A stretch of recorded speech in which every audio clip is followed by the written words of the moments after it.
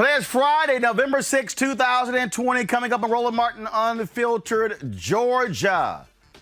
Ooh, huge lead now for Joe Biden. He now leads in Arizona, Nevada, Georgia, Pennsylvania. Trump team, boy, they are trying to go to court, stop everything from being counted. Well, they want to stop Georgia and Pennsylvania. They want to keep counting in Arizona, Nevada, because he's down in both of those states. Now they're trying to go to the Supreme Court to stop any ballots from being received in Pennsylvania. We'll talk with Kristen Clark with the Lawyers Committee for Civil Rights Under Law about all of these legal battles. Also, we'll talk with Georgia State Senator-elect Kim Jackson, Gwinnett County Democratic County Chair Bianca Keaton, and Congressman Hank Jonson about how the Peach State could very well deliver the election to Joe Biden. And in Pennsylvania, former Mayor Michael Nutter joins us to talk about Pennsylvania.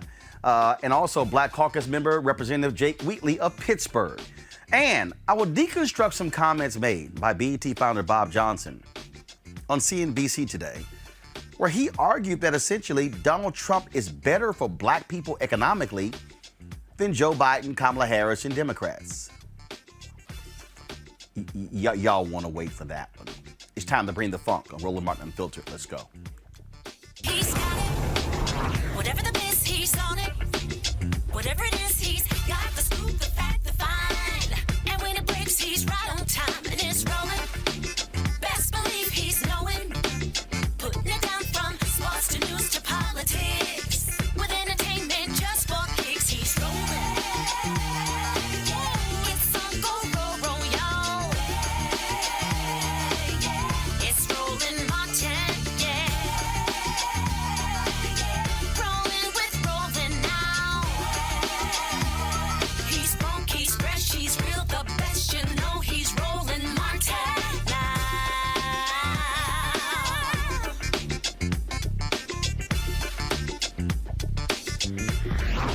Martin. All right, folks, you may have woke up this morning and saw that Joe Biden blew past Donald Trump in Georgia, pretty much giving him the election. Now, if you look at our number here, we show at the bottom of our screen, 264 to 214.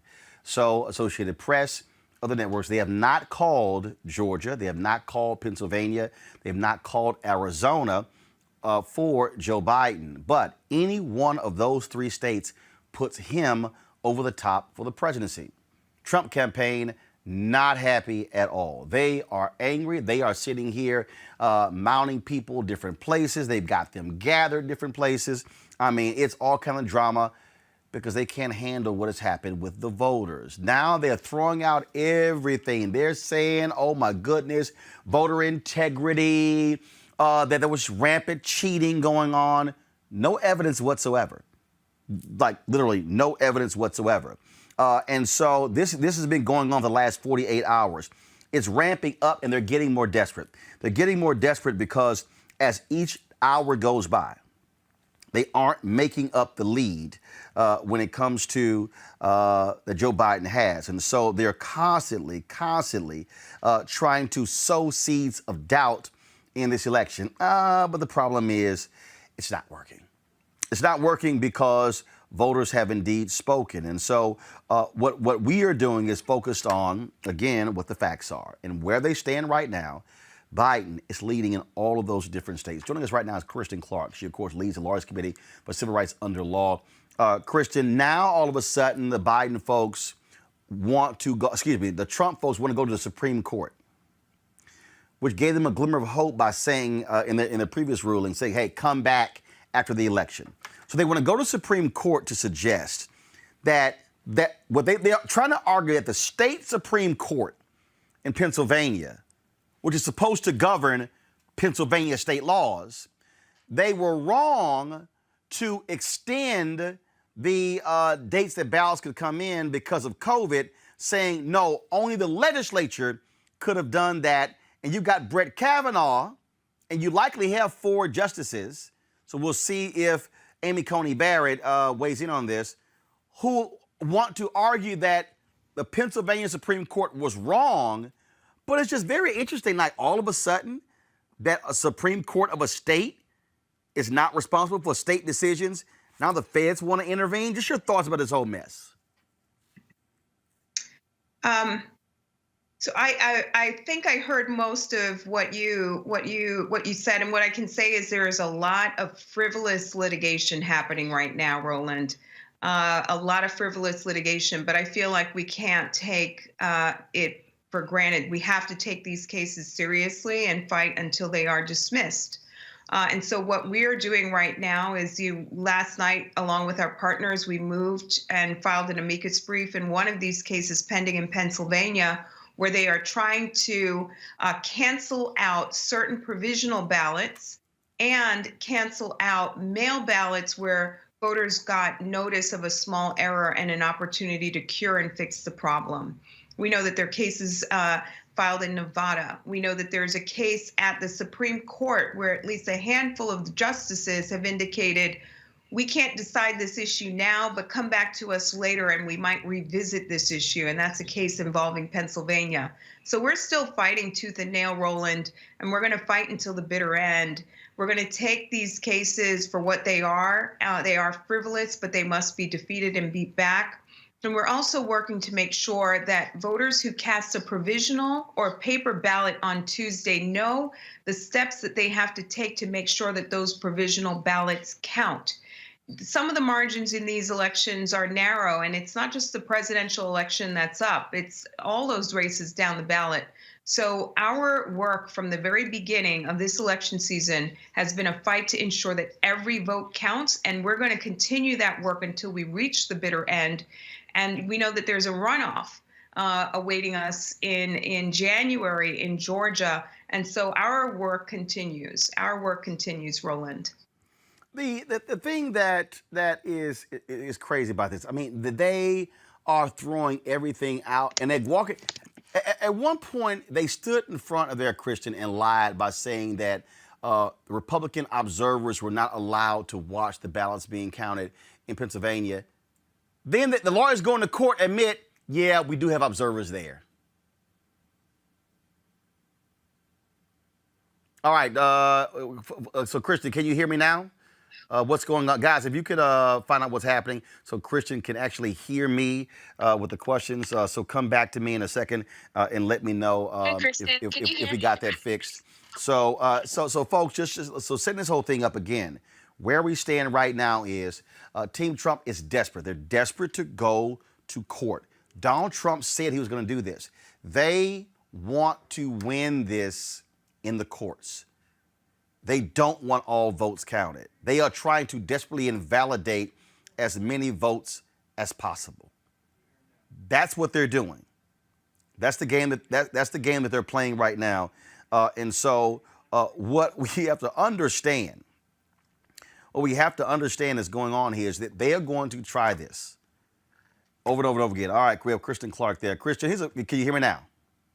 Yes. All right, here's a perfect example of what we're talking about.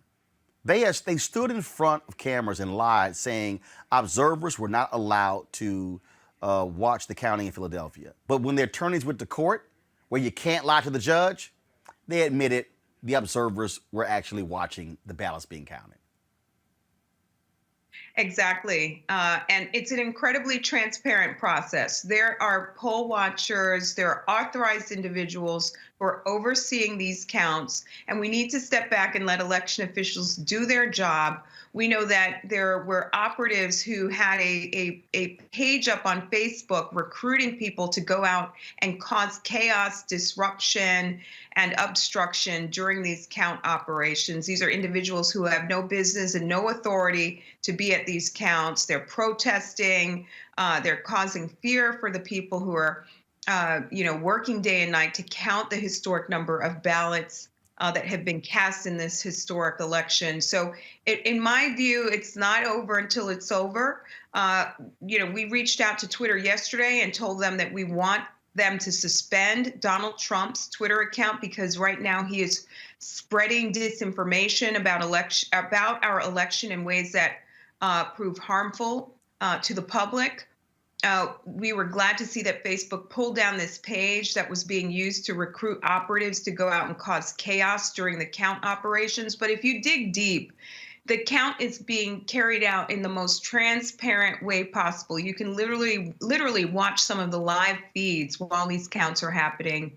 In many states, there are equal numbers of Democrats and Republicans overseeing the counts, and we just need to let them finish their job. And they're getting pretty close. This was an election where we said that patience would be necessary because of the historic numbers of mail ballots. And so we're going to keep working and keep fighting until we reach the bitter end. We know that President Trump, part of his goal was to go to court and, claim that this was a fraudulent election.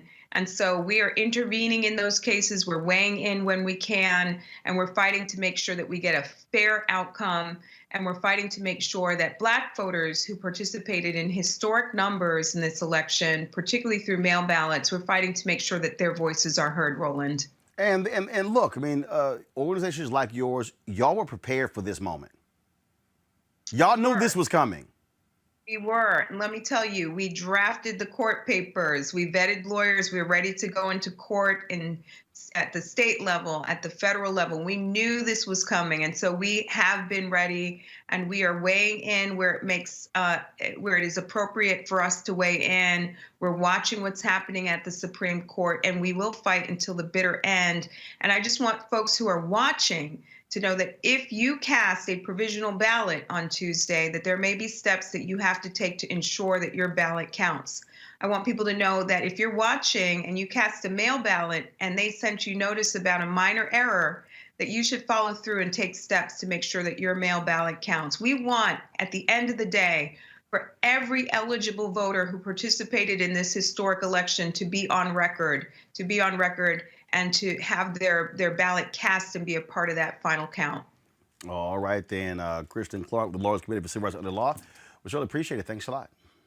Yeah, thanks so much. And call 866-OUR-VOTE. We're working 7 days a week right now to help voters. 866-687-8683. Thank you, Roland. All right, appreciate it. Thank you so very much. All right, folks. It has been it's been a crazy day. It's been a crazy day watching all this stuff play out, watching the back and forth. Of course, people waiting for the count. But let me tell you something. One of the best things we heard today, y'all, this was the mayor of Philadelphia who had this to say to Donald Trump. I think what the president needs to do is, frankly, put his big boy pants on. He needs to acknowledge the fact that he lost, and he needs to congratulate the winner, just as Jimmy Carter did, just as George H.W. Bush did, and frankly, just as Al Gore did. And stop this and let us move forward as a country. And that's my feeling. I doubt he'll listen to me, but that's it. But we know that's not what he's going to do, because he's too arrogant to do so. In fact, just a few moments ago, let me show you what he actually tweeted. Because now all of a sudden he wants to have a different sort of tone, but forget that we ain't listening to it.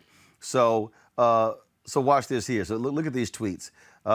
6 hours ago, with the attack by the radical left Dems on the Republican Senate, the presidency becomes even more important. Then 5 hours ago, where are the missing military ballots in Georgia? What happened to them? Okay, Donald, let me help you out, Donald. Military ballots are mailed in. Your post office screwed it up. So stuff is getting delivered late because of DeJoy. And the military ballots are going to be counted. Oh, I'm sorry. Why are you begging for military ballots? Because Biden is leading you by almost 2,000 votes in Georgia. And apparently there's some 8,300 military ballots going to be coming in, and you're desperate. You're hoping that those military ballots gives you the lead back in Georgia. But y'all watch this one here. Listen to the tweet he sent out 28 minutes ago. Joe Biden should not wrongfully claim the office of the president. I can make that claim also. Legal proceedings are just now beginning. Dude, just stop. Just stop it. Just stop it. But again, the incessant whining by Donald Trump is just hilarious to me, because what he wants, y'all, what he wants is, he knows what's coming. He knows what's coming. He knows he's lost. And he's desperate. He's lost and he's desperate. What he doesn't want is for this to happen. In fact, I'm going to do this here. Joe Biden did address the nation today. It wasn't all about the election stuff. It really was also about COVID-19. This is him and Senator Kamala Harris in Delaware.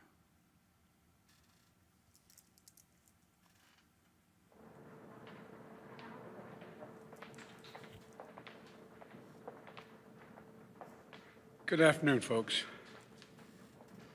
Senator Harris and I just completed briefings on both COVID and the economic crisis facing this nation. And we're reminded again of the severity of this pandemic. Cases are on the rise nationwide, and we're nearing 240,000 deaths due to COVID. And our hearts go out to each and every family that has lost a loved one to this terrible disease. In America, the vote is sacred. It's how people of this nation express their will. And it is the will of the voters, no one, not anything else, that chooses the President of the United States of America. So, each ballot must be counted. And that's what we're going to see going through now. And that's how it should be. Democracy is sometimes messy. It sometimes requires a little patience as well. But that patience has been rewarded now for more than 240 years with a system of governance that's been the envy of the world. And we continue to feel, Senator and I, we continue to feel very good about where things stand. We have no doubt that when the count is finished, Senator Harris and I will be declared the winners. So I ask everyone to stay calm, all the people to stay calm. The process is working. The count is being completed, and we'll know very soon. So thank you all for your patience, but we have to count the votes. God bless you all, and may God protect our troops. Thank you so much. Yep. That was Joe Biden speaking today to the nation. The grown child in the White House, all he's been missing in action today, all he's been doing is just tweeting and all kind of crazy stuff all day. I mean, that's what we're sort of used to. Our panel is Rob Richardson. He's the host of Disruption Now podcast. Michael Imhotep hosts the African History Network show. Dr. Niambe Carter, Howard University Department of Political Science. Glad to have all three of you here. It's very interesting watching all of this play out, Niambe, because, again, they're desperate. They're flailing. They are trying to cast doubt. And also, frankly, they're angry that black people, it's black people who delivered the fatal blow to Donald Trump. He is railed for 4 years, calling the voters in Philadelphia corrupt. And it's killing him that Philadelphia came in hard against him. It destroys his ego that Detroit, black Detroit, came in hard against him. It's killing him that black Atlanta is going against him. It's just killing him that black Milwaukee put that final nail in his coffin as well. That's what's killing Donald Trump and all of his MAGA supporters. Absolutely. But he's been telling us for months that this is exactly what he was going to do, that he was going to dispute every vote. He called mail-in ballots illegal votes. He's been telegraphing for months that he knew he was going to lose. I mean, he started this race defeated, quite frankly. And it's sour grapes now. And you're exactly right. There's nothing worse to a person who has sort of created their altar to white supremacy to finally see that it was the very same people that he despised potentially take power away from him. That's killing Donald Trump. That's killing his supporters. And, you know, their tantrum, unfortunately, brings with it real threats along with it. I mean, these people are out here armed to the teeth. They're showing up to places with guns. And so it's not just, you know, that these people are having a fit in the street. They're having a fit in the street with lots of weapons and real threats. And really, it seems like in many cases, law enforcement who are just standing idly by and letting these people have, you know, full-on meltdowns and spin themselves into butter. But I think, you know, it was especially sweet to see it happen this way and to see that these black cities and these black folks turn out and put him out, quite frankly. It's just laughable to watch these folks Rob, because they can't handle losing well. The thing is, I mean, Hillary Clinton showed far more dignity when she lost in 2016. John McCain when he lost. But see, here's the deal. I keep telling people, I don't need Donald Trump to concede. Right. The votes are the votes, Rob. Yeah. So Agree. I don't need Donald Trump to invite Joe Biden to the White House, do the customary sit down. I get why people want that, but we know the man-child is not going to do that because that's called decency. That's called basic decency. And you're right, he's not going to do it, but it would be very helpful for the nation for him to do it because he is a lot of things. He's a man-child. He's a whiner in chief. He's also the greatest, I believe, con man and marketer to ever be in that position because the sad fact is he got a ton of votes and there's a lot of people that still believe whatever they want to believe that comes out of his mouth. He has a cult personality following him, and why this is dangerous is because people believe it. I mean, there are people that are, and it goes beyond education. There are people that have some education and still want to make themselves believe that somehow they're being cheated, that, somehow black people have the power to hold secret votes and keep away votes, and suddenly we can just turn the whole election. I mean, suddenly we can do that, but we can't get reparations. Like, I can't figure it out. So, like, if we can do that, but we can't get reparations, I don't know. Like, we have this secret plot that we're controlling things. It's not happening that way. But whatever narrative he tells them, they believe. And as Dr. Carter said, it is extremely dangerous because they are prone. They already want to be angry. They already want to find a reason to blame someone. And he's using the common denominator of fear to drive them to be irrational, to make it feel like somebody's out to get them, that everybody's against them, big tech's against them, media is against them, black people are against them, Latino people everybody's against them. No, actually, it's Donald Trump that's against you. He's just a great con man and a marketer. Michael, you got this Louisiana Congressman Clay Higgins who released this video. If y'all want to see Cray Cray, watch this fool, y'all. This is a person who's a sitting member of Congress. Listen to me, America.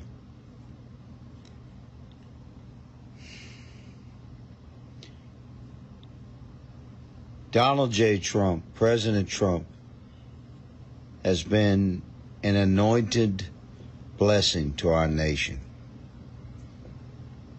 I realize, and I'm compassionate about feeling the heart of many Americans that disagree, but listen to what I'm telling you. This is a man that did not have to do what he has done. He did not have to serve as our president, commander-in-chief. He's living the life of a billionaire. Would you have done it? I think not. Our nation, right now, and I have inside data, this election is compromised. Our president is not compromised. I stand with him, whether anybody likes it or not. I'm telling you right now, is it many Americans? Listen, we don't want to fight. We do not want a fight. We love our brothers and sisters. Disagree though we may, including serious disagreement. None of us want to fight, man. However, I have to tell you that this election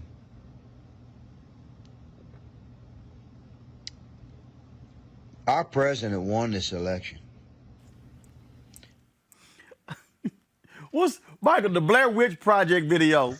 I'm like, what?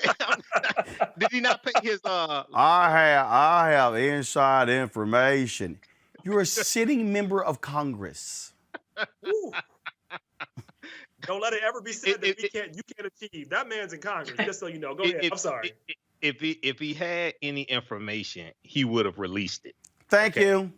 I mean, come on. This is the dumbest thing. I'm sitting there looking. I'm like, okay, did he not pay his light bill? I have inside information that this election is compromised. But I ain't gonna share it with nobody because I'm making me a Blair Witch sequel video. Well, you know, if the election was compromised, maybe it would not have been compromised if Marsha Blackburn, senator from Tennessee, had not blocked 3 election integrity bills in the U.S. Senate using the unanimous consent rule. Okay, so if you think it was compromised, go talk to the Republicans and go talk to Moscow Mitch McConnell, who refused to pass bills to protect the U.S. election. But you know, brother, this is so. I'm glad you showed that because people have to understand. So Rob talked about reparations, right? People have to understand reparations is a legislative process. It has to pass through both the House of Representatives and the U.S. Senate.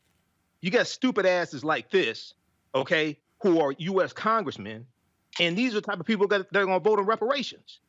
So we got to understand it takes 218 votes to get any bill passed in the House of Representatives. People like that got to be voted out of office. See, this is an example of how elections have consequences, all right? And it's good that Democrats maintain the House of Representatives, and we'll see what the final margin is. But you got to understand, a lot of these policies and things that we want, dumbasses like this vote on it. Right. So, right, brother, I was up to 5 a.m. this morning watching the returns and watching the results. I got off the air doing my show 1 a.m. And brother, this is a civics lesson. This is a history lesson. You had these idiots in downtown Detroit at the TCF Center. I live about 3 or 4 minutes away from the TCF Center. They were down there protesting. Donald Trump supporters, stop the vote. Now you also had other counter protesters, many of them white, saying count every vote. I want people to know that also. Okay, but Donald Trump hurts his argument. He doesn't have a legal argument. Right.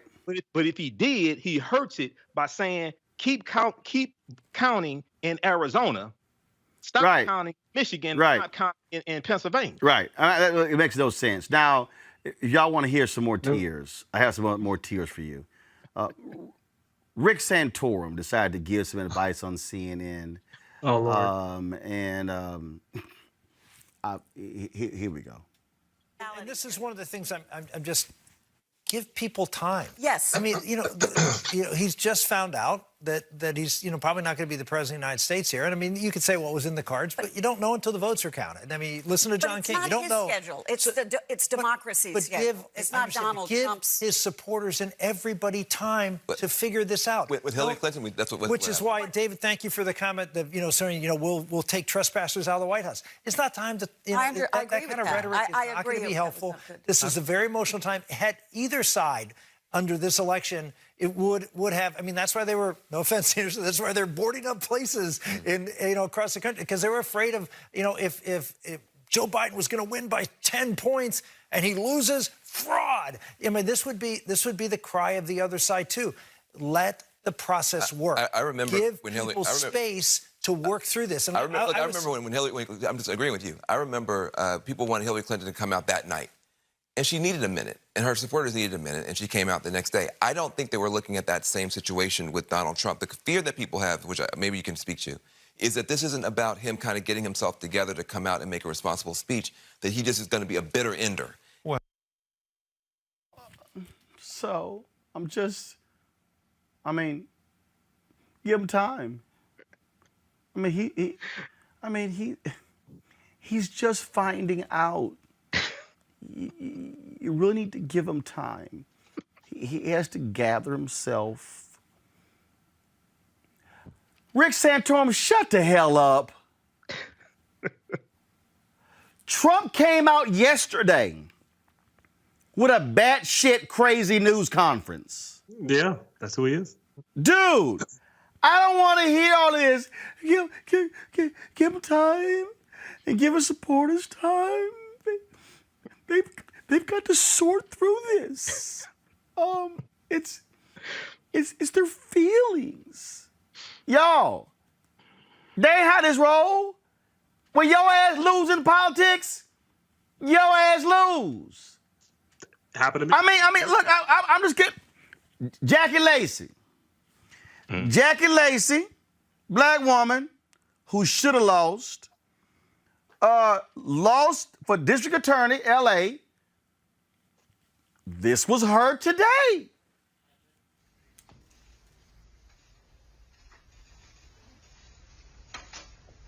Kiss-through mask.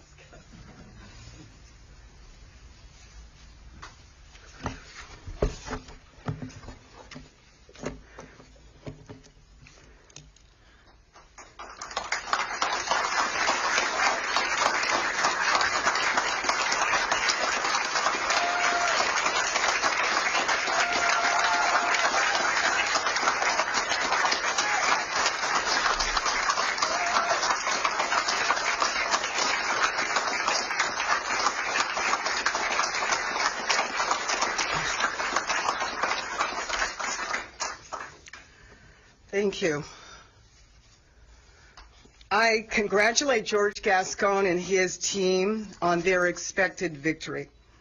There are still about 791,000 votes to count, but my consultants tell me that while I may close the gap between the two of us, I will not be able to make up enough based on the trending of the ballots to win this election. I am so thankful to God. It's a longer video, but that's what you do. But this whole, we got it. Y'all, Donald Trump is a child who's in his feelings. He's in his feelings. And he's really in his feelings about what's been happening there in the state of Georgia. Now, Georgia Secretary of State Brad Raffensperger said today that the presidential race in the state remains too close to call. He added that out of about 5 million votes cast, the margin will be within a few thousand.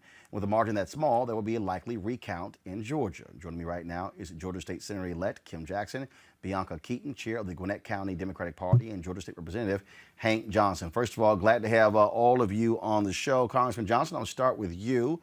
It has to be great that the place where Congressman John Lewis represented this nation for so many years could very well be the state that puts Joe Biden over the top after Donald Trump trashed Congressman Lewis left and right and didn't even have the decency to pay respects to him when he passed away. Karma. Yeah, I tell you, it's poetic justice. I know John Lewis is looking down, admiring the work that was done to produce this result in Georgia. You know, Biden has 253 electoral votes right now, with 16 more coming from Georgia. That would put him right at 269. And he would need just one more vote. And, you know, it's very sweet that Georgia has been converted. Georgia has flipped from Republican for the last 28 years, voting for Republican presidents. And now we stand on the cusp of Georgia going blue for Joe Biden and Kamala Harris. And leading the South, it's the new South, being led not by North Carolina, not by South Carolina, not by Texas, but being led by Georgia, not Florida, not Virginia, but Georgia. And it's really poetic justice. It's a sweet night. We have elected a president. We have, held on to our majority in the U.S. House, and we have expanded our opportunity to bring home a Senate where we elect 2 U.S. senators on January 5th, which will take the House to a 50-50 majority.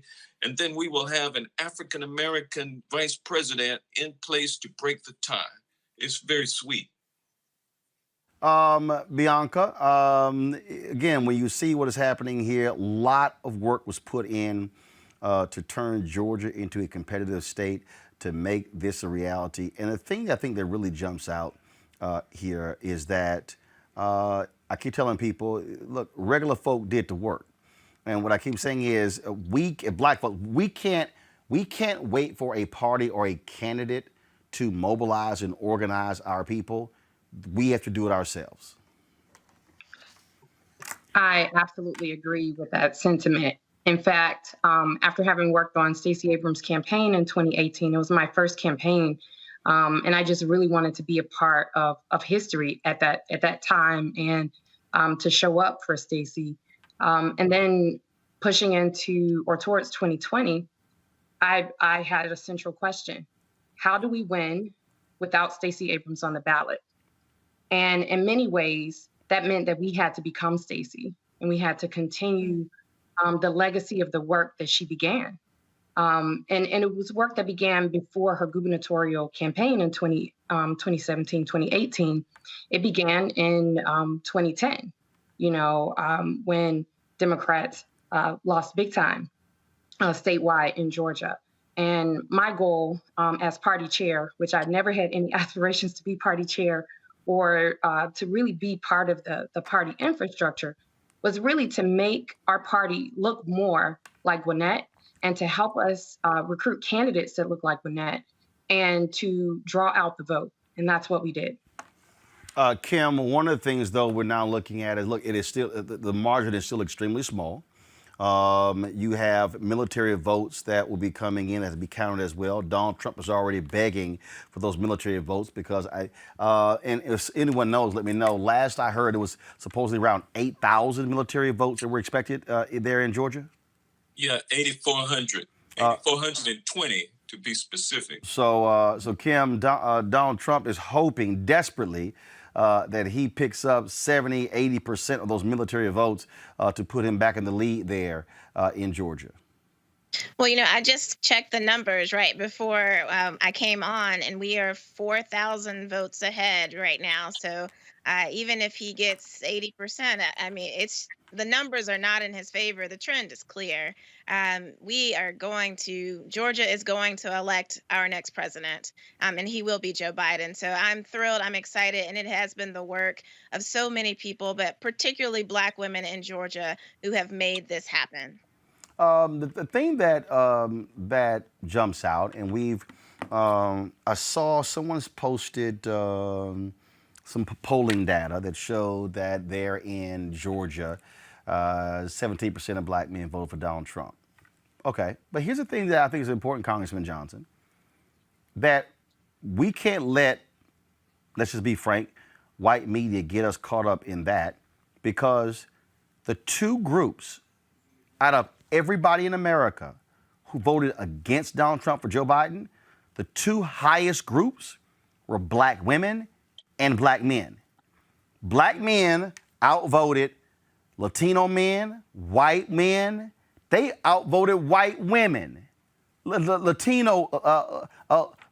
So again, I know folks want to harp on the 17%, but my deal is you can't ignore the 83.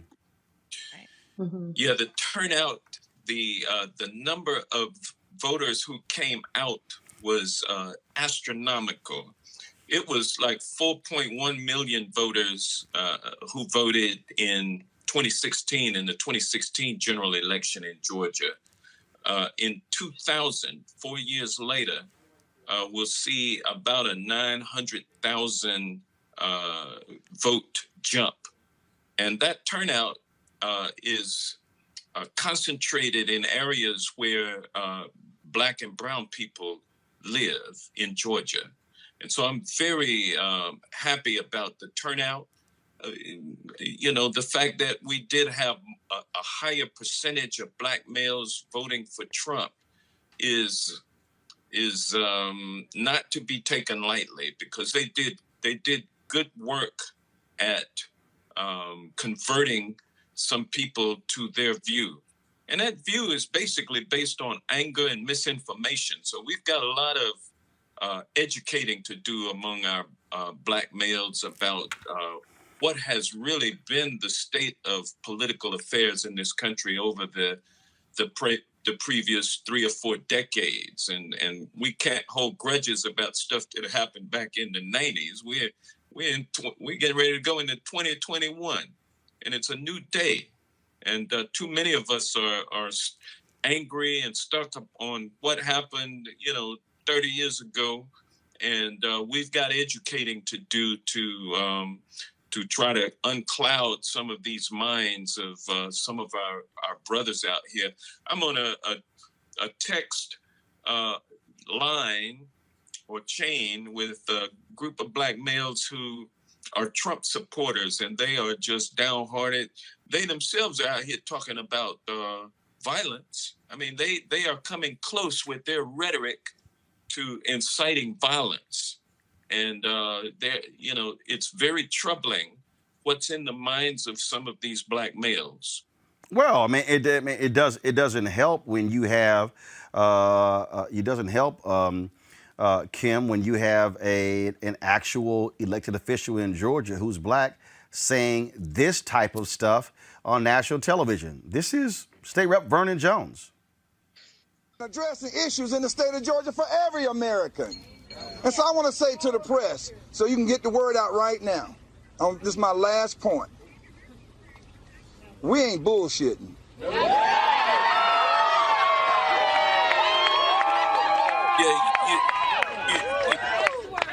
Stacey Abrams, you want a fair fight? Bring it on. Bring it on. You've been like a vacuum cleaner, getting all of this underground money. We need to see where it's coming from and how you're spending it. But I know one thing, you're spending it on suppressing black people and other people. You're suppressing them. You know how you suppress? Because you're intimidating people for having their individual thoughts and their individual concerns. And because they don't support your agenda, you don't want them to vote. You don't want them to come out and speak their minds. What you're trying to do is keep them on that plan. It's so many lies in there. We ain't even got that much damn time to break it all down. But that's... Well, you know what? Earlier in his comments, he made a comment about we can see the... I know. I have it right here. Go back to my iPad, please. Start shooting. Hold on. Representative Vernon Johnson.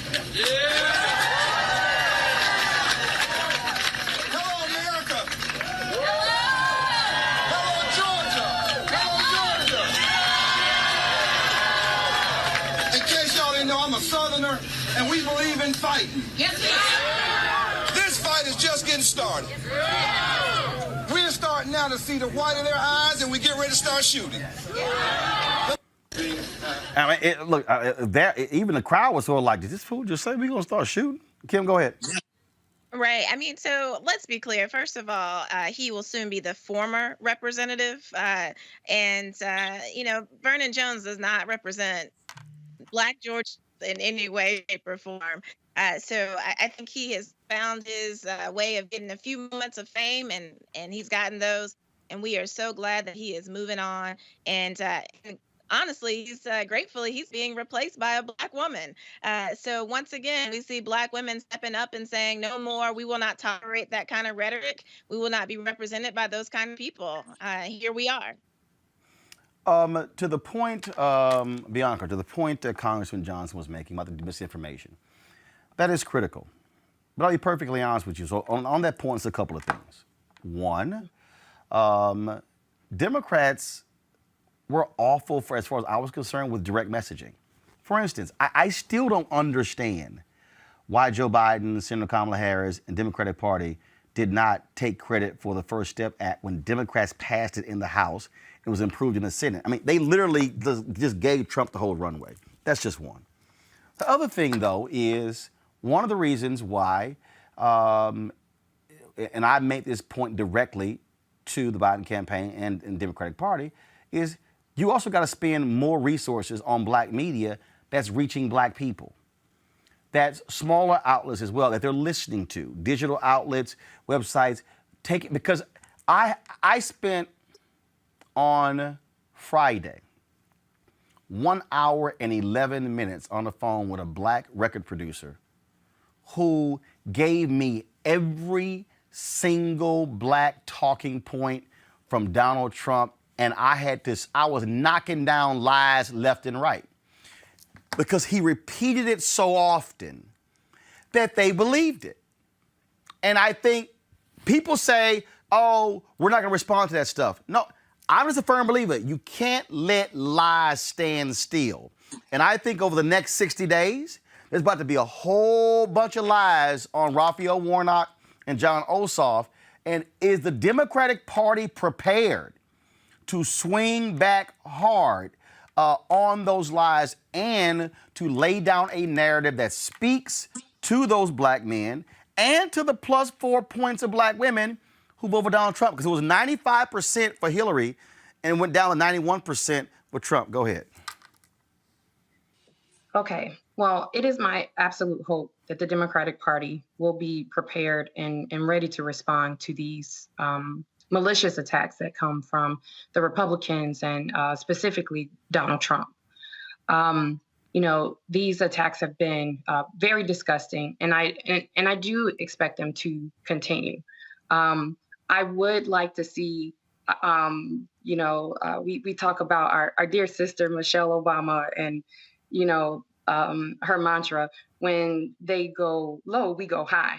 And, there are a lot of us that are prepared to do what needs to be done. I disagree with that. I appreciate her comment.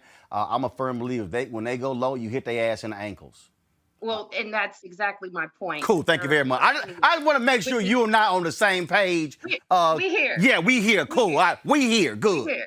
Okay. So I actually just saw one of my dear friends from Capitol Hill post when they go low, we want drama, and it had a picture of RuPaul, like she ready. And that's how we need to be in attacking these lies that are coming out.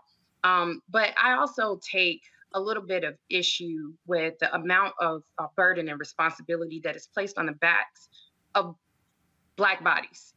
How much more can the Democratic Party expect out of Black voters? We do need to be making investments in the Black community, and I do expect that we will get all of that and some with this Biden-Harris ticket. And I'm very much so looking forward to that, because they actually had a plan for Black America, contrary to the 2-page pamphlet that was the platinum plan, which was just a few talking points there. It was a trash plan. It was trash. I'm gonna deal with that a little bit later in the show when I break down these comments Bob Johnson made today on CNBC. But go ahead. Yeah. And to the issue of Vernon Jones, like, nobody's paying Vernon any attention. Like, he's going out the door, and he's had a mile of issues, to follow him. So as far as I'm concerned, he's looking for a career change that he's hoping he can pick up something with the Republican Party, because they like to have and exploit and create Black caricatures. Those people are not representative of the Black population at large, and we don't stand for that. Right. What I would like to see is to the Democratic Party to do more work in other communities.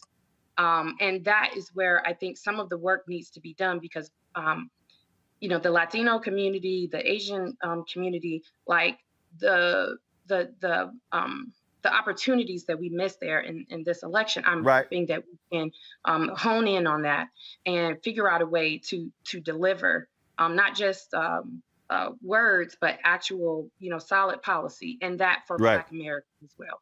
Congressman Jonson, I got to go to you. Politico, that was a call that Democrats, y'all all were on. I'll assume you were on that particular call. Go to my iPad, Henry. This is the headline from Politico. Dem leaders warn liberal rhetoric could blow Georgia races. There's a quote here from Congressman Jim Clyburn saying, if we're going to run on Medicare for all, defund the police, socialize medicine, we're not going to win.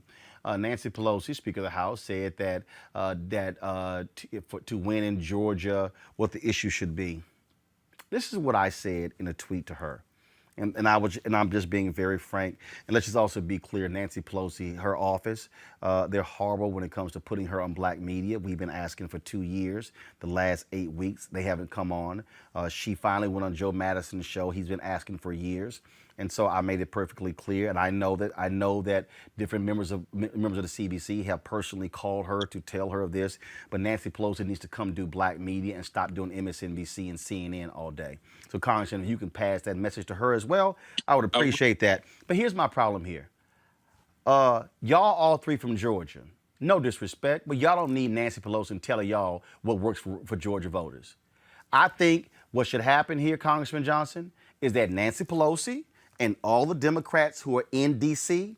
need to step the hell back, let the people in Georgia who know that state well and their voters lay out the game plan for how to win these 2 seats, these 2 Senate seats. So that is Stacey Abrams and others. Let them be the generals. And so Nancy needs to take a seat back and say, Georgia Democrats, y'all did y'all thing. Y'all know what's best. Well, you know what? Every time we have these family phone calls, it's like a family meeting. Excuse my. It's all right. It's all right. Go ahead. It's all right. But just make sure that wasn't Nancy calling. But go ahead. Well, it's not Nancy. But as soon as we have our family conversations, then there's always someone who leaks information selectively to the press, and that selective leaking comes from people who have an axe to grind against Nancy for whatever reason, but it does a disservice to our caucus because they mischaracterize the contents of our communications. And so I'm going to take a little issue with the context that you made your comments in. Okay. So go ahead. So she didn't say that. Go ahead and clear it up. Go ahead, go ahead. So Nancy is not.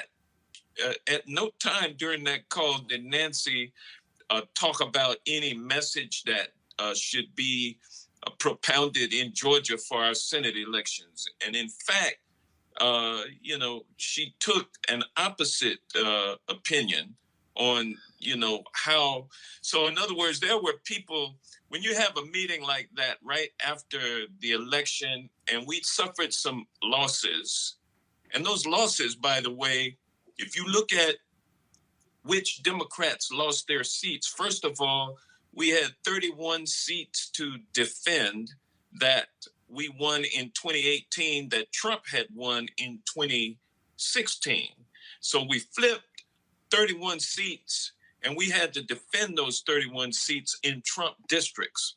And we were successful in 70% of those races, but some of those were some tough districts. And so now when you have some losses like that and people leave, young members, and then you have other new members who are frustrated and frightened because they just eked by with their win.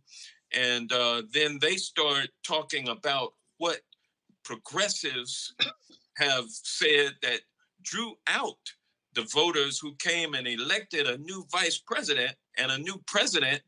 I mean, those were progressive voices and voters who came out because of the agitation of progressives in Congress. But then you have moderates and conservatives, they're young.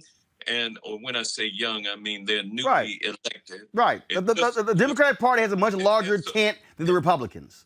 And so they start complaining about, the fact that they're losing some of their friends who came to Congress with them. And you have to give them an opportunity to vent. And so when they vent, then you come back and let them understand the true reality. And I believe that is what Nancy Pelosi did yesterday, and our leaders. But of course, you had a lot of opinions being shared in that conversation, which should not be public knowledge at all. And when it becomes public knowledge, it gets mischaracterized and construed. Well, here's the deal. Look, if you're on a phone call, it's gonna get out. So I mean, that's just the whole deal there. Yeah. But I still believe, Kim. Again, my firm belief is this here, because it always happens. It happens when a Democrat wins a statewide primary, then the D.C. consultants come in with their view on what should happen. This is the deal. Folks in Georgia, mostly black, they did the groundwork for the last 6 years to make what happened this year reality. I've already made the call. I've already said to the black folks in Georgia, we gonna bring my show to Georgia as much as possible in November and December. Y'all tell us where we need to go. See, because again, I think y'all know best where the votes are. There's a deadline on December 7th to register folks to vote. I would think y'all know where the voters who need to get registered are, where the resources should go. That's who I'm listening to win the Ossoff and Warnock race, Kim. Well, you know what? You got Bianca Keaton on this call. I know. No, she gonna talk in a minute, but I'm gonna go to Kim then Bianca. Kim, go ahead. Yeah, I mean, that's exactly right. And it's the jobs that need to be going to Georgians as well. I am tired of people coming from all across this nation and setting up camp here in Georgia who don't know a damn thing about Georgia, but telling us what to do. There are plenty of community organizers and activists and people who have worked on campaigns who can do the work in Georgia. And so the Georgians need those jobs. Those jobs need to go to Georgians, and we need to be the voice of the strategy and the strategizers. It's absolutely essential. And so, Roland, I'm with you. You are absolutely right. Bianca, look, they're already saying 100 million is likely going to pour in the next 2 months on both sides. I want to make sure it's black political consultants, it's black pollsters, it's black ad agencies who are handling the media buys. That's what I'm saying has to also happen. And again, folk not from Georgia listen to y'all on what the game plan is to win those 2 Senate seats. Okay, well, this is one that I kind of have to take a breath before I jump in and answer, because it's one of those things that, you know, if you're going to have expectations of the black community, you better be putting investments in black organizers, just like you were saying. Mm-hmm. One of the remarkable things that Stacey Abrams did with her campaign is she invested in people who looked like Georgia. For the first time, we had trans people, we had black people in like really heavy, serious leadership roles on a campaign being heard at the table, and not just for representation for the sake of representation, but actually for a more substantive, steering of how that campaign moved here. And it wasn't just black; it was everything. And if I might say, I believe that Gwinnett County really is the center of what all of that coalition's work across the state of Georgia is comprised of. I mean, we've got rural, we've got heavy AAPI, we've got heavy Latino population, we got a lot of black people here, we got a lot of suburban, there's so much here. And I think that Gwinnett County needs to be the first stop for every one of these campaigns, because there's a certain amount of work, a certain amount of inroads that we're going to make in areas like DeKalb and Fulton. But if we're going to bring out new voters who have a higher likelihood of voting, those voters are going to be right here in Gwinnett County. And so I want to see all of our communities invested in, and I don't want any one of our communities to feel taken advantage of, but I'm definitely going to advocate for black staff, for black leadership, and our black candidates. And I'm just gonna say this last thing, and I'm being straight up, Congressman Hank Johnson. I'm expecting you and Congressman Scott and Congressman Bishop to let them also those PACs as well. I expect y'all to be asking them, hey, who are the black folks y'all got working on here? Who are the black ad agencies? Are y'all buying black media? Because they're gonna be out there asking for money. And again, if we carried them over the line when it came to November 3rd, damn it, we better reap the benefits financially when it comes to the runoff, because they're gonna be expecting us to carry them over the line as well. Oh, they're gonna need the black and brown, and they're gonna need blacks, Latinx. They're going to need the Asians, the young Asians. They're going to need the right-thinking white folks in Georgia. And guess where those votes are concentrated, Roland? Right here in the Atlanta metropolitan area, which is predominantly black. And I will tell you, the new Georgia looks like Gwinnett County. That's why it's so important that when you come, I would like for you to come to Gwinnett County. I represent a sliver of and a substantial sliver of Gwinnett County. And I'd love for you to come out and be a part of that community. And we're going to be there. Awareness out there. No, I'm just letting y'all know. We're going to be there. I saw you here for Biden last week. Well, actually, no. I was actually there for Warnock. And then when Biden announced he was coming to Georgia, that blew the whole plan up. We were going to do a whole 2-hour show built around Pastor Warnock, because we did the exact same thing in Columbia, South Carolina for Jamie. The next day, I did the same thing for Senator Gary Peters in Detroit. And then that Sunday, I went to Mississippi for Mike Espy. So the Biden thing blew it up. But I'm telling y'all right now, we are bringing Roland Martin Unfiltered to Georgia. We gonna be there a whole lot in December. We are focused on talking to our people, getting folks out there to register December 7th, to vote when the early voting deadline, to also then, of course, drop those ballots by mail, and then vote on January 5th. I've been talking to people. I've been talking to entertainers. I've been talking to activists. Everybody is focused. Look, everybody else counting. We can't count. That's what they do, okay? Our focus is going to be on winning those 2 seats. Democrats right now have 48 seats. If they win those 2 in Georgia, it's a 50-50 tie. Senator Kamala Harris breaks the tie, which means Chuck Schumer is the Senate Majority Leader and not Mitch McConnell. And that's what our focus is. And so we are making it clear to all the folk, we got to go hard or go home. So that's what our plan is. So I'm just letting all 3 of y'all know we're going to be there. I wasn't surprised to see you when you were here, because I see you just about everywhere else I go in the country. That's right. Whenever there's something happening, Roland Martin is going to be there. I want to make sure you also visit South Georgia, Albany, Come on now. Columbus. Come on. Listen. I ain't say we coming to Atlanta, Bianca. I said we coming to Georgia. Here we go. Yes. So, yes. Gotta go down. I trust me. I got fans all over Georgia. I've already said we gonna hit different parts of Georgia with our show. I'm just letting y'all know. So when y'all get that phone call, y'all see a 469 number. That's me calling. All right. Okay. We're gonna have the list ready for you. All right. We'll have the list.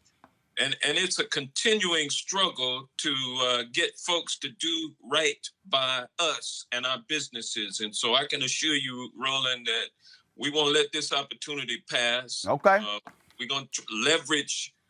We're going to leverage every asset that we have to try to pull down what needs to be pulled down so it can flow throughout our communities. All right. Let's do it. Bottom out. Congressman Jonson, Bianca, Kim, I appreciate it. Thanks to all 3 of you. We'll be chatting soon. Thank you so very much. Thank you, Roland. Got to go to a commercial break. When we come back, we're going to talk Pennsylvania with a couple of folks there, including former Mayor Michael Nutter. I'll bring my panel back as well. Then wait till I show y'all some comments that Bob Johnson made on CNBC. I sort of take issue with some of those. I shall do one of my famous deconstructions right here on Roland Martin Unfiltered. Voting don't mean anything. What's gonna happen if you don't? Give me the next step. What's replacing it? Where's your voice being heard at? How do you put your grievances out in front? How do you put forth your ideas if you don't vote on it? Tell me. Now I want to know if it don't work. Then tell me what will work. You have nothing. You have nothing. I think you should vote. Historically, a lot of blood on that vote. You should vote. And there are a lot of people, they don't know if they can. They don't know what to do, how to do it, where to do it. They get, all these documents and pamphlets in the mail, but they don't really understand how to dig through and figure it all out. So I think, the solution, because I'm all about solutions, is figuring out a way to reintroduce that into the school system. And I think, getting people together who are like-minded, right? If you don't know exactly what's happening, I think the first thing is don't be ashamed of that. Don't be ashamed to say, I don't really know what that means. I don't know what that term means. I don't know what this politician stands for. Even if everyone's talking about it, people are scared to get laughed at. Now, I'm the queen of no shame, as we know. Yes, we know. Hi, I'm Kim Burrell. Hi, I'm Carl Payne. Hey, everybody, this is Sherry Shepherd. You're watching Roland Martin Unfiltered.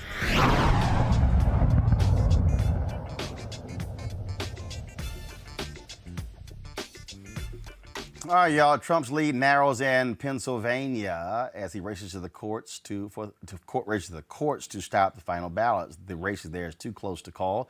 In a moment, we'll be talking with a couple of folks out of Pennsylvania, but I'm going to bring back my panel. Niambi, I'm going to start with you on the point I was just making there. Again, I get what Congressman Jonson said. I saw the story. They're talking about what Democrats should run.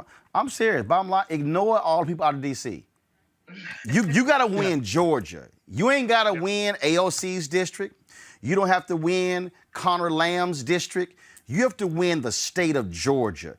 The campaigns of Ossoff and Warnock have to be constructed around what Georgians want, not anybody else. And here's the deal. If Warnock and Ossoff take some positions that are counter to, let me say it, white progressives, to the white progressives, shut the hell up. Be quiet. Like George and Charlton, he just sat here and said, if progressives want to get serious, moving Joe Biden to the left, the first thing they should do is tell Joe Biden to drop the extradition of Julian Assange from the UK. I said, man, don't nobody give a shit about Julian Assange. I said, how the hell is that first? I'm like, that's not even 10th. I said, that ain't first. He is. But this is the importance of having local people making the decisions about what makes sense for their state and their localities. And I think often we think that if we have the big budgets and we have these people coming in, they'll tell us something we don't already know. These people don't know Georgia. They don't know the difference between Augusta or Atlanta. They just think it's a place, and it's a place like any other place. And what works in Georgia is not going to work in New York. It's not going to work in Massachusetts. And I think this is the important part that you were stressing last segment, which is local people who do the day in, day out organizing, who look like the people of this state, who talk like the people of this state, who know what issues move these people. They need to be the ones making the decisions, and everybody else needs to just come with their open pocketbook and their mouths closed and their ears open. And maybe they would learn to stop losing once in a while. And I agree with you, this idea that what is making people move in DC or New York or anywhere else is kind of a one size fits all for the entire party, which is extraordinarily diverse and has very different needs. I think it's a losing strategy every time. And if they don't learn anything, they need to learn that you got to pay attention to the people, and you got to pay attention to the Black folks in these communities, most importantly, because they're the people that are doing the work, and they're the people that are motivating people to show up for you time after time, even when you don't deserve it. And I think that's going to be the consistent message. Mouth shut, ears open, and keep those pocketbooks open and fund these people and employ these people to actually make the decisions that make sense for their home states. Look, here's the deal for me, Rob. Okay, on this call, Abigail Spanberger, she was crying, and also the woman down in Florida, they up there crying because they lost. Here's the thing I keep trying to explain to people. Like all this stuff, we can't run on this, we can't run on that. This real simple. The Democratic Party's tent is larger than the Republican Party's tent. And so there are Democrats who appealed by Medicare for all. There are Democrats who understand actually what defund the police means. There are Democrats who understand that. The problem that people also got to recognize, again, both sides, is that you have gerrymandered districts. So you got Democrats in Florida, in Texas, in North Carolina, in Pennsylvania, in Ohio, who are running in districts drawn by Republicans that are borderline red districts.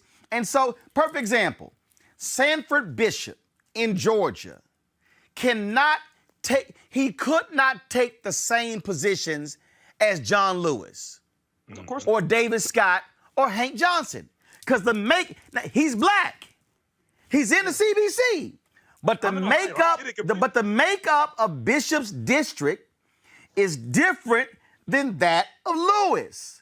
So we can't say, Sam Bishop, why you don't believe in this? Fool, because my district, the 700,000 in my district ain't the same 700,000 in his district. And so there's no one size fit all. So and I get Congressman Clyburn's remarks there, but sorry, Congressman, what might work here ain't going to work here, but give people the flexibility to say, I disagree with that. Yeah. Yeah, I mean, you need to give people flexibility, but I'll say at the same time, from a different point of view, and I agree with a lot of what you said, I want to hit on particularly what has to happen when we talk about us being included. You hit on it, but also from the consultant point of view, I can tell you how they did their messaging was one size fits all. They hired the same polling firm, and I will tell you what the Trump administration understood a little bit better. They micro-targeted in an emotional way Black men and who they were trying to get. And though Biden won, I do think there was some margins where it wasn't just Georgia. It was some places Black men went 20%. And they were talking to Black men in this way. And yes, Black people did, and we're the reason why America has been saved from itself. But I'll say also, the Democratic Party should be doing more, hiring more consultants all across the board, making sure that they're not just hiring all white, all big firm consultants, people like yourself, people like me, people that do this and have done this, actually hire people who know how to message to people. They don't do that. So that's something we can learn from, hopefully have the chance to learn from in this. But then we need to also, there does need to be, the message shouldn't be like Medicare for all, but there does need to be some type of, I think, messaging that we agree that this is what we're going to do. We're going to hold, it's not going to be controversial to say we're holding pharmaceutical companies accountable to make sure that's more affordable for people. Like, I don't understand. There are some basic things we ought to be able to say. You can't say that if pharmaceuticals are funding your campaign.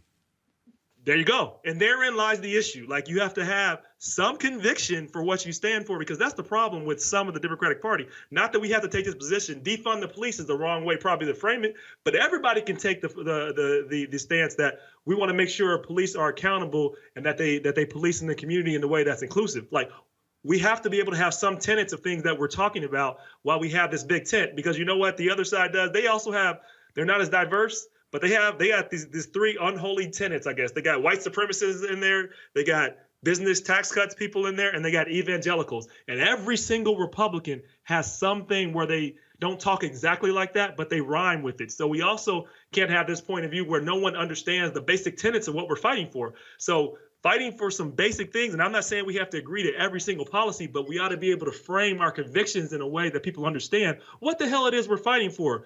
Because if we picked up the presidency in this way, which we're going to, and we should hopefully get the Senate, but I think we could have picked up more of the Senate and not lost as much of the House. This is the first time this is happening. How? No. How? Okay, here's the deal. What do you mean? No. Here's the deal. Okay, I picked up more of the Senate. Where? What seats? What's that? I think with the right messaging, we could have won North Carolina, because you lose 20% of Black North Carolina. No. North Carolina was less than 100,000. It's not messaging's fault that dumbass was sexting with a woman in California. Yeah, well, my point is... No, seriously, no. I went through the whole deal. Cal Cunningham was polling very well. Cal Cunningham... First of all, polling across the board was all wrong. I'm about to say the polling was off. No, but here's the deal, though. But Cal Cunningham gave Tillis an opening to hit him on moral failings in the final 2.5, 3 weeks because he was sexting with a woman in California. You can't control that. Now, here's the problem, okay? I hear all what you said. Democrats picked up Arizona. They picked up, and I know my Philadelphia guests right there, tell them I'm coming to them in 3 minutes. They picked up Arizona. They picked up Colorado. Yep. The only real seat, the only other 2 seats you really had a shot at was Maine and North Carolina. Here were the other seats. Here were the other seats. Kansas, deep red. And the Democratic candidate was a former Republican. Texas, Hagar, a former Republican who was a Democrat. Kentucky, Amy McGrath sucked. No, we never had any shot. I'm talking about Maine and I'm talking about North Carolina. But here's the deal, though. So follow me here. Democrats had a shot to pick up 4 seats. You got half. I mean, and again, you couldn't control Cunningham's penis or his fingers. So the problem here is. I don't think it lost. So the problem here is Biden lost. You really didn't have pickups there. And look, Sarah Gideon was the Speaker of the House of Representatives in Maine. But she also was running against a popular woman, even though polling numbers showed her down. Here's what happened. What happened was there was significant split ticketing there in Maine. Folks say we'll go with Biden, but we like Collins. I just think that because I've been battling these white progressives, Michael, over the last 3 days, who are like, oh my God, the world is ended. Yeah, we won the White House, but we lost the Senate. We lost seats in the House. We lost state races. As if there was not a massive coalescing around Trump. Look at Texas. Biden lost to Trump by 800,000 votes in Texas. Hagar lost to Cornyn by 1 million. So the map, Michael, is actually better for Democrats in the Senate in 2022 because they're going to be in states where you have a better chance. And guess what? Out of all the states where I mentioned, where Democrats had the best shot at winning, only one of them had got a significant population of black people, North Carolina. Ain't no black people in Maine, so white progressives, that's on y'all. Ain't no black people in Iowa, so white folks, that's on y'all. So that's what I'm saying. Michael, go ahead. Well, I think Democrats panicked. And I'm neither Democrat nor Republican, but I think they panicked too quickly because it could very well end up 50-50, a 50-50 split in the Senate, with Madam Vice President Kamala Harris getting the deciding vote. And I told them white progressives, shut the hell up and focus on Georgia. Exactly. Let's focus on Georgia. But the reason they can't focus on Georgia, because they love shitting on black folks in the South. Okay, y'all don't want they want me to go there. Michael, finish your point. Go ahead. Go ahead. Well, speaking of sugar honey iced tea in the South, Mike Espy in Mississippi. Do you think if the Democratic Party had invested earlier? No. Here's why. For a ground game. No, here's what. Not TV commercials. No. Here's why. Here's why. Here's the deal. This is very simple.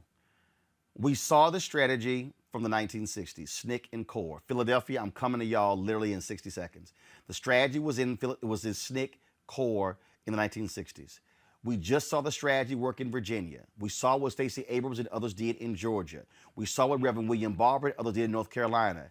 You got to commit to a 6 to 10 year ground game. Long term. It ain't gonna work in 6 months. You got to go in and till the soil, and you got to sit here and work the land in order to reap the benefits of crops. It ain't gonna happen. That's my point. Long term. So Democrats don't do long term, which means you can't do it through parties. Which Georgia, it was done through a separate group who was fixated on that. I agree. They had nothing to do with a party. That's what I mean. Let's go to Philadelphia, y'all. Joining me right now. Let me bring in my Philadelphia guest. My apologies, y'all, as I was holding y'all. Joining us right now is Jake Wheatley, Representative Jake Wheatley out of Pittsburgh with the Black Caucus there. Also, former mayor of Philadelphia, Michael Nutter. First of all, I just want to get both of y'all's thought on what I just laid out in terms of what is required to really flip these states.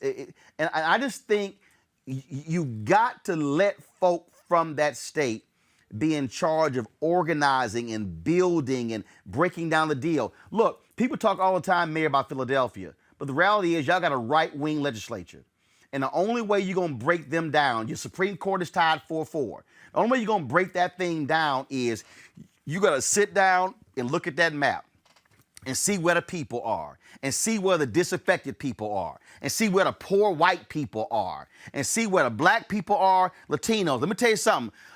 Joe Biden, the black numbers killed it in Pennsylvania, but the Latino numbers did it as well. But you got to build that. It ain't gonna just happen during the election year. No question. Roland, great seeing you, and Rep. Wheatley, always good to be with you.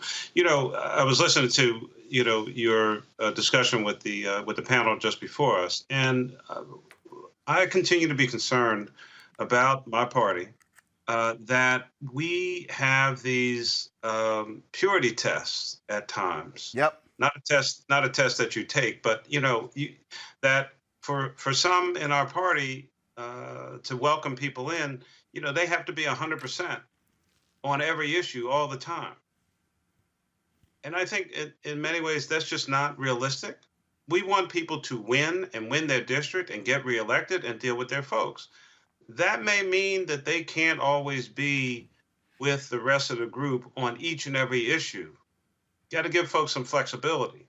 As the representative knows, I mean, I was a city councilman. Now, being in city council in Philadelphia is a whole lot different than being a rep in Harrisburg, because they have real Republicans up there. You know, in Philadelphia, a Republican might have been a Democrat who just couldn't get elected in, you know, where they are. And so, you know, if we're going to have this big tent, if we're going to be anywhere from, you know, a conservative Democrat to the most progressive Democrat, then welcome everybody in, but let's win and then have the luxury of fighting about different positions. And sometimes we knock people out of the box before they even get to the point of being successful. Well, you're absolutely right. Representative Wheatley, first of all, glad to have you here. Had they told me you were wearing that shirt, you would have been a phoner instead of on video. But I allow a few Omegas to come on my show. We're watching this vicious attack on Pennsylvania. You got Republicans who are sitting there saying we should call Republicans out to surround Philadelphia. I'm like, don't get y'all ass whooped, you know. But you're right. I wouldn't recommend that, because we saw what happened when the Trump folks tried to have a campaign rally in Chicago. Trump never spoke.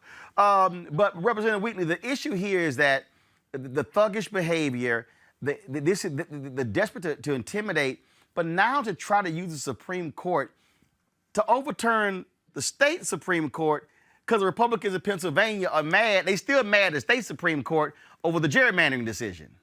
Right.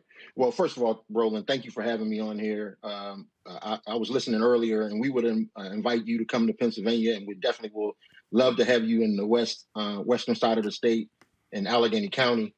And to Michael, it is always a pleasure to see you. And I want to say thank you for what you all have done in Philadelphia this time around. Roland, our Attorney General, Josh Shapiro, was on earlier, and he talked about this whole there have been twice challenges in the Supreme Court where the federal Supreme Court has decided not to get involved with these petty challenges that we're seeing the Republicans throw at us. And we are totally prepared to defend what we know has been a very righteous, very fair, transparent election. And it's historic in nature. And as you can tell, there's I think Carver once said, Pennsylvania is Philadelphia and Pittsburgh and Alabama in between. But actually in this election cycle, you're seeing that even that has changed, because like you talked about before, the demographics are starting to change. And I think what we're trying to do and what we think can be done is if we continue to work, and as you talked about, on the ground, have authentic people from far left to the middle to those all in between, continue to work together, we will continue to see that this state can be and will be blue into the future. So I'm just very excited about what's happening right now across the country, but definitely what's happening in the Commonwealth of Pennsylvania. It is a battle that we're seeing going back and forth, back and forth. What do we look like as of right now in Pennsylvania? I was just looking on here. I think Joe Biden has expanded his lead in Pennsylvania. Right. As with these votes. I understand that these mail-in votes are from Democratic strongholds, and that if it keeps being a split of 65-35, 70-30, there's no way in the world for Donald Trump to catch up. Pennsylvania's 20 electoral college votes will go to Joe Biden, guaranteeing that he's the next president of the United States. Right. Roland, I'm sorry. The Biden lead, Vice President Biden's lead, is going to continue to expand. The bulk of those votes, as Representative Wheatley knows, they're split primarily between Philadelphia, and